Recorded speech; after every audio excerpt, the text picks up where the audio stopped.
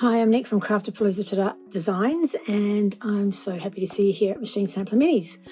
I have designed a block called Flowerpane, and I'll show you here. Hopefully you can see this. It's a really fun EPP frame that you sew, and then you applique it onto a feature fabric and a background. So it's super, super fun. Lets you use lots of big fabrics like feature florals and stuff like that, and then you can really fussy cut all the little hexagons. It comes together relatively quickly after you've done the EPP. I'm going to take you through all the techniques in my video on how to make this block. And yeah, if you have any questions, hit me up. Thanks so much for being here, and I hope you enjoy the video. Thanks again.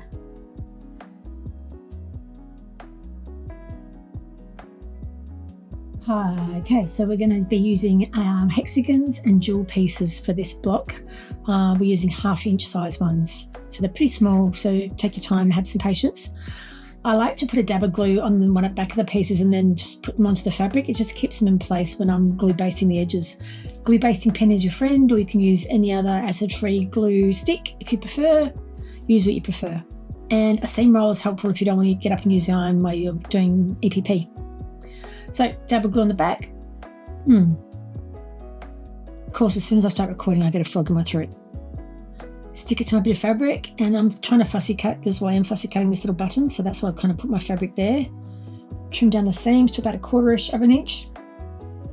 When you lay glue on the piece, lay it sort of right on the edge, so you just onto the paper, so that not all the seam is covered in glue. This will help later when you're removing the papers. If you cover the whole piece of fabric you're folding over with glue, is going to be a pain in the bottom to get rid of to remove your papers. So just sort of go along the edge and just catch the paper.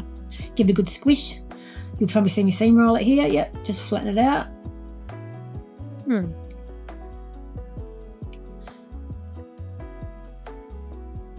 Okay, one done. I'll show you a jewel. I like to snip off the point just as a straight line, and I'm cutting down the seams again. I usually glue baste the long edges first, so I go around, so one edge, and again right along the edge. Give it a good press. And when you glue, you want to glue right from the point to point so that you can glue down the folded piece of fabric. And for this one, glue the 2 top sides in and then glue across the top and fold that top down. I need to do this one by hand. I just couldn't get it to work out. Cute. And leave the tail, because we're going to applique the tail under later. Now we're moving on to tracing the framed fabric and auditioning prints. So what you can do is print this sheet that's in the pattern onto cardstock. I haven't, so it's a little harder to trace, so you'll see it's a bit floppy here. And you just use that as a window guide, so cut out the centre and use that as like a fussy cutting window for framing the prints that you're going to use for your feature fabric. I think it's a great opportunity, this block, to feature like a nice big floral or any other motifs that you wanted to feature, like Chilled Pink has lots of great prints that would work. So trace and then cut it out. The seam allowance is included in it. And I'm just going to audition some different fabrics and show you, how you can sort of frame them. It's fairly quick, but yeah, it's a really great idea. I love this idea. I've seen other hexagon frames before, and so I've just designed my own frame basically. So it's a little mixture of like EPP and a little applique and featuring fabrics. And who doesn't love playing with fabric? I mean, I love collecting large florals, and I'm like, what am I going to do with these? This is what I'm going to do with these. I'm not sure about how I'm framing the echinacea here. See, Tulip Pink, there you go. So Anna Maria, that looks great. I think that's Judy Newman, or it could be Brigitte, who's an Australian. Oh, don't get me wrong. Sally Kelly, awesome. Love what she does, so good. So good. Jennifer Paganelli, I can't say it. You know who I mean. It's terrible. Paganelli, is that how you say it? I love her stuff. She's so clever. More Tula. Okay, now how to sew EPP shapes together. and it shows you like the order to sew things. Well, not the order, but it shows you the layout. So you keep that nearby so you can remind you. And so what I'm going to do, what I do with this one is I just created the 3, 6, 7, 8, the 8 little hexagon flower rings, and I laid out my hexagons.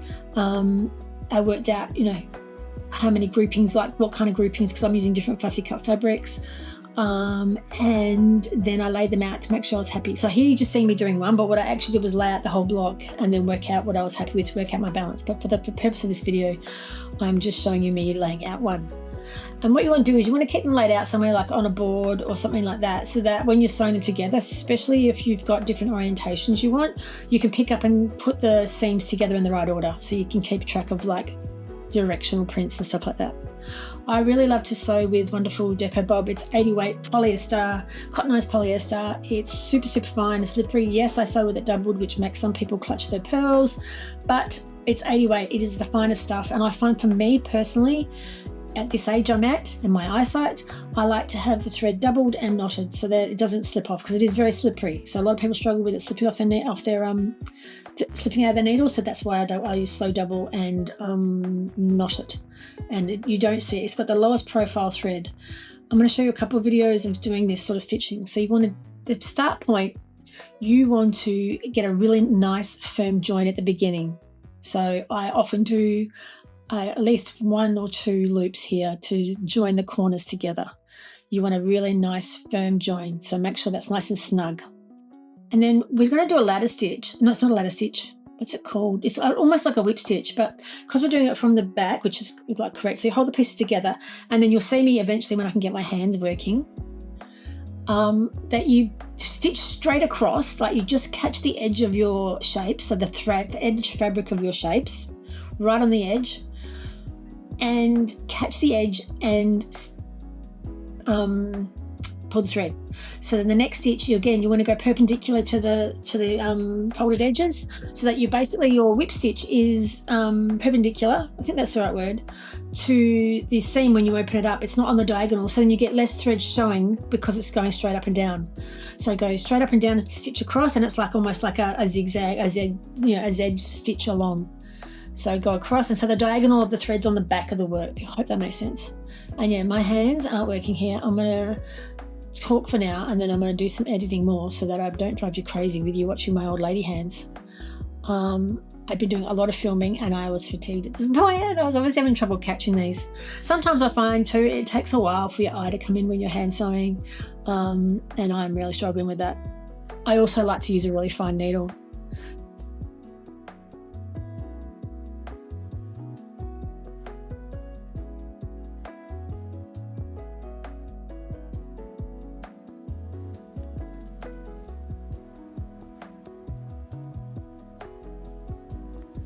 The same goes with the end of the seam. You want to do a couple of back like loop stitches at the end to get a nice firm finish at the end. So you want a really firm start and finish. Before you do a couple of loops, pull it tight, and you can see that you can barely see my stitches. So you really want it nice and snug as you stitch along. So now as we're going in a ring, and you watch me put it down, I'm pretty sure I put it down because I'm doing a voiceover to remember where I'm going. And I like to carry my threads around. I'm just doing a reinforcement here of the seams. Okay, cool. So I'm like, okay, where do I have to go next? Okay, there, that's right, there you go. So fold down the next piece that you're going to add and put it together, yep, and stitch away. I find it's really easy if you have the pieces laid out in the formation and order that you want them, so that it's really easy to remember where things go. So you could use like a foam core board with like batting on it, fleece batting on it.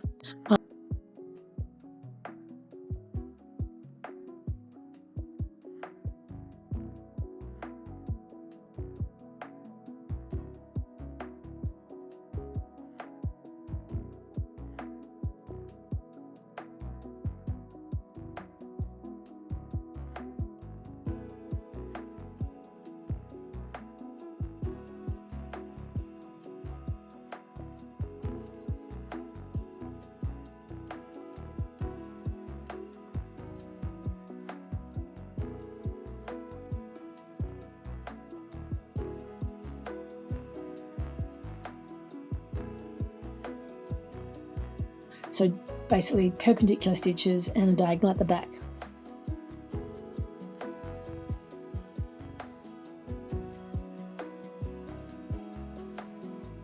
And again, when you get to the end, do a couple of loop stitches, which to keep that nice and firm.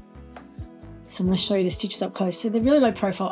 As far as thread colour, I mean, where possible, try and match the thread colour to what fabrics you're using. But if you're fussy cutting using different fabrics, then go for like a neutral, like a silver grey, or even like a soft pink or a soft blue, something that will blend in. I'm using like a bright red, which I wouldn't potentially always choose for that, but they're very pinkish fabrics, so I can get away with it. And you don't really see much thread at the front.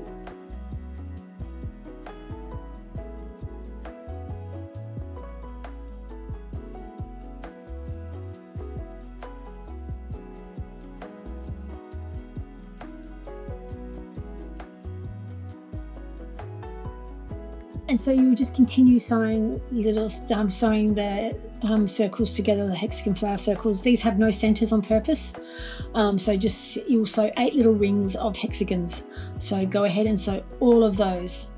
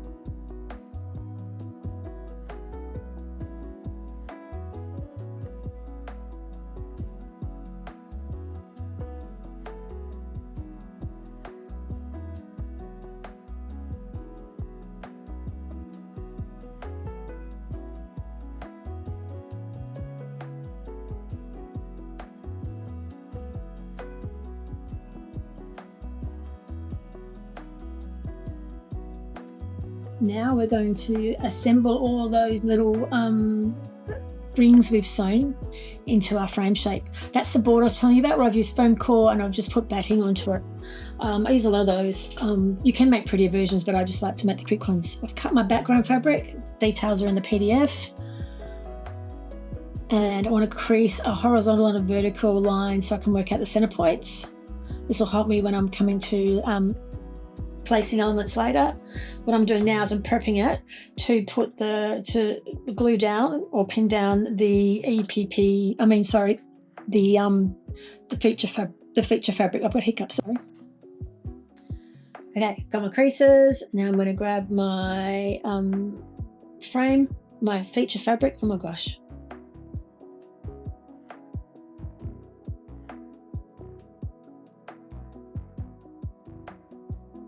Yeah, crease it again, vertically and horizontally to work out the center points.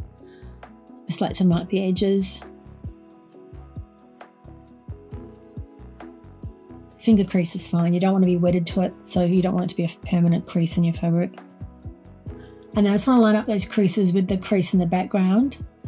And then I want to pin or glue it in place. I actually like to use a bit of applique glue because it's a little bit more permanent. You don't need much applique glue because you really don't. You only need little tiny bits. You could use your glue stick or you could just pin it, but I like it to be almost semi-permanently in place. So the Roxanne's glue base, it's one of my favorites.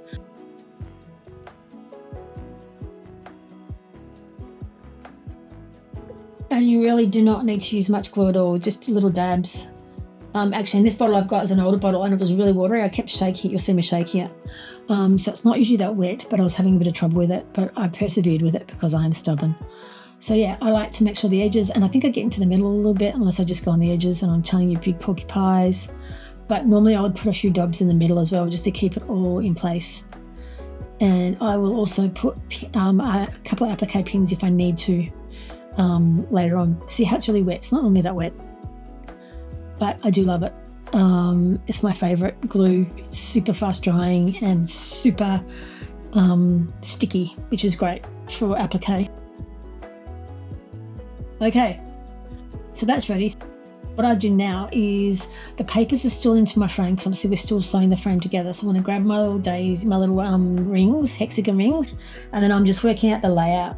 So this will help me work out the sewing, which way I want to sew them together. And then I've got all my little leaves, my green leaves and my little buds. So I'm using my diagram to remind me which way around because the little jewel shapes go around a different orientation. So use the diagram in the pattern to show you how to lay these out. And you'll see me now, I'm like thinking. And I don't have to worry about too much about position right now because I'm not gluing this down. I'm just getting the idea of like which the orientation for things and which ring's going where. So I'm going to speed this part up while you watch me do that.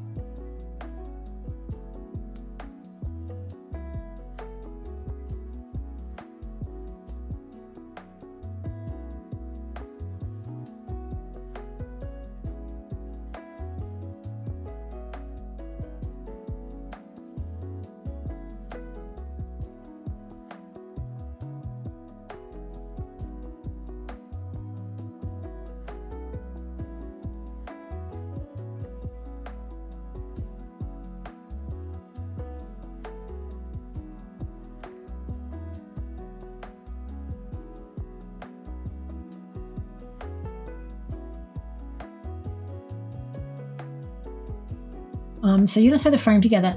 When you're sewing all the pieces together in the order as per the diagram, what you've laid them out as, you'll find that you'll need to fold some of the hexagon pieces in half, like the cardboard in half as well, to make some of these fit in, because obviously we're putting kind of wire seams together. And when you're sewing, butting up hexagons up against a jewel, you're going to do a half seam, and that's okay.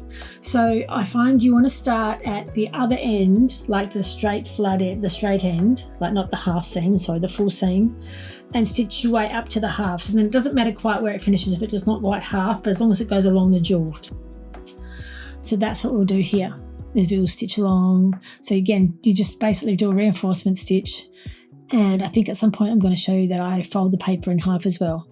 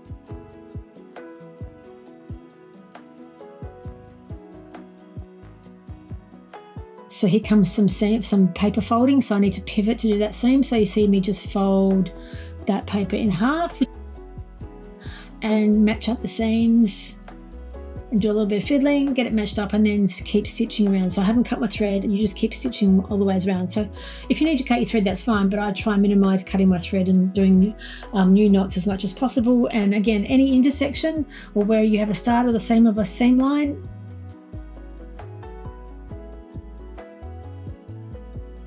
I like to basically secure the start and finish point, so you get a nice firm finish on those, or firm attachment. And then I'm just going to continue stitching along those.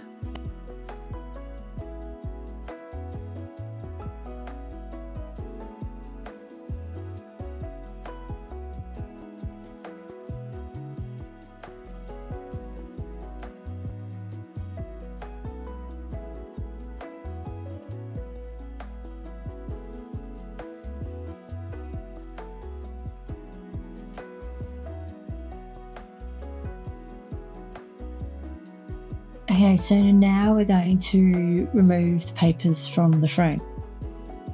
Because these papers are so small, like ½ inch, you might find you destroy some getting them out, depending how heavy you've glued.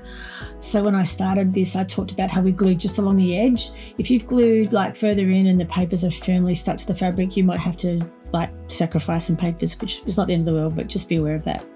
So I'll do some slow unpeeling for you and show you here. I can be a bit of an aggressive gluer myself, so I have to really focus on not gluing.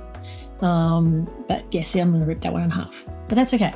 They're not all ripped in half, so you just want to go through and remove all the papers and be mindful to fold your seams back in kind of the order that you fold them when you had papers in when you're done. So you see me putting the seam back together. This just helps when it comes to pressing the block later, if you try and just keep your seams a little bit organised and flat. They're going to pop out again, but just something to be mindful of. All right, I'm going to speed this part up.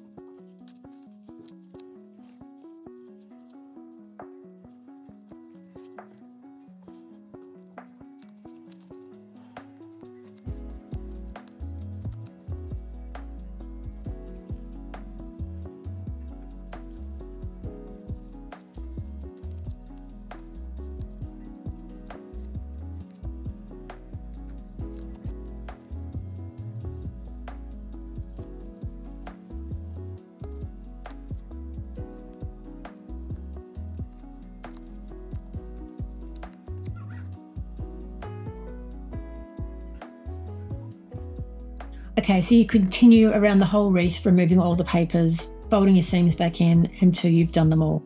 And then give the block a nice press with a hot iron to settle those seams. Iron it from with the back, with the wrong side up, so you can see.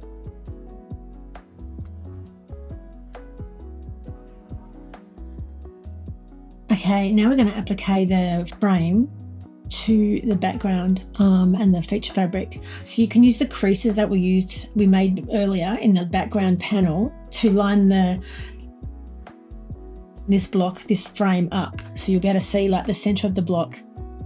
Yeah, so there you go, I'm just telling you there. So line it up on the frame. And I just use a light bit of glue, and I don't glue every part down, but I like to glue like as much as I can sort of around the outer. I'm reminding you of being at the quarters, and that the glue helps. And I do use pins as well as glue. And this is one I've appliqued earlier. I don't think I finished it, but I just want to show you. So you can't really see the stitches. I tend to use like a silver grey thread unless there's high contrast, like because it's green against pink there. I would use like a silver. I don't know why my camera moved then. So there, basically glue it down, use some pins, and then I'm going to show you how to applique it down. It's basically like a slip stitch. You're just taking your needle through, catching the edge of the frame, and then taking it back through the back. And you want to get through all 3 layers. So you want to get it through the, catch the frame, go through the feature fabric, and go through the back as much as you can, because you do want all 3 layers. Okay, so what we want to do first is we want to stitch down the inner layer. Sorry, this is slightly out of focus. You want to basically do the applique around the inner layer, then the hexagon holes, and then the outer layer. So make sure you've got some pins in the center, which I don't have here because I've already done a lot of stitching. So you want to have some pins in the center to make sure your center fabric stays nice and flat and smooth. And then you want to basically come from the back, and we're just going to bring our needle up from the back. We're going to catch the edge of the hexagon or the shape that we're sewing down, and then take our needle back directly down, and then bring our needle just up past it. So you're kind of doing an upward stitch, and you go down, and then slightly diagonal from the back, up and down. And you just continue around, making sure that everything's smooth and flat, that your glue's holding, that you've got pins in place so the piece isn't shifting. The only time you run into problems is if the frame will shift. So you want to keep that frame nice and smooth and flat. And yeah, little stitches. If you do big bite stitches, you'll get bigger gaps. I'm going to show you a zoomed in version here so you can just see it a little bit closer. So you can just see, yep. Turn needle down, bring up, catch, that's it. Okay. So I got a little bit greedy there with that last stitch. I probably would have done 2 normally, just probably because I'm filming. So you want to, you don't want to be too greedy with how wide apart your stitches are. That's when you will get like gaping and little hole, like gaps or bubbling looking in your stitches. So you want to keep them sort of consistent and short, and basically just work your way around the whole block. What I'm demonstrating here is if you're having trouble holding the piece and wrangling it in your hands, especially with a block, roll up the piece and get it nice into the crook of your palm, and then that'll be easier. You're not navigating trying to scrunch all the background up. So I often roll pieces if I need to.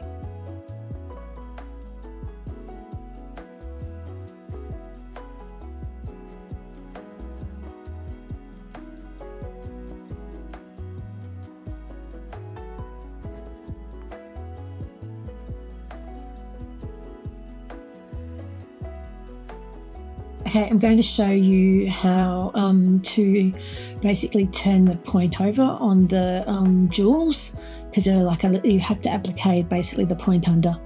So you're going to take your needle down, up or down, and you're going to stitch up to the point. So you stitch away up into the point.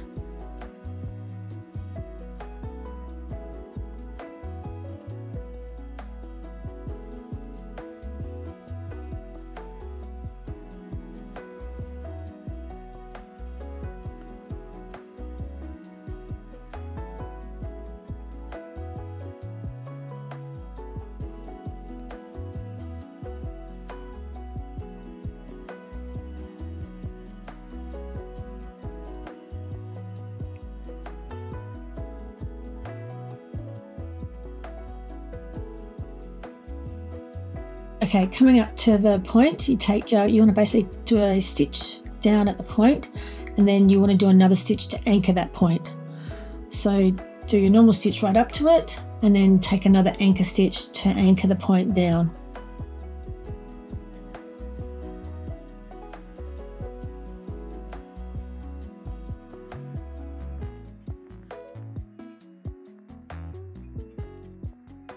Yep, anchor stitch, just sort of capture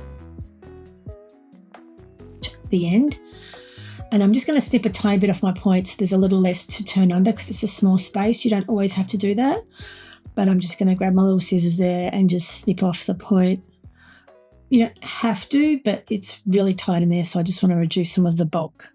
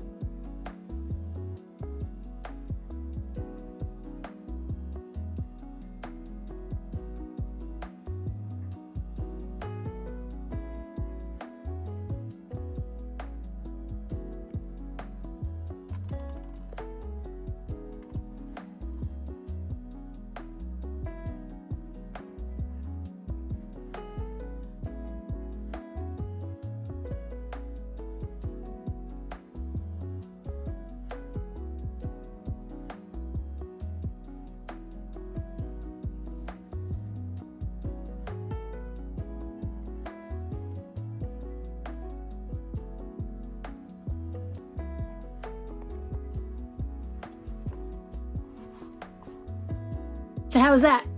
Is that useful, helpful? If you have any questions, like I said, find me on social media at Craftapalooza. There'll be a link in my PDF that you download. Watch the video, learn the techniques. I'm left-handed. You'll do the same right-handed in the opposite direction. But I hope you enjoyed that, and thanks so much again. I hope you enjoy Machine Sampler Minis. Bye.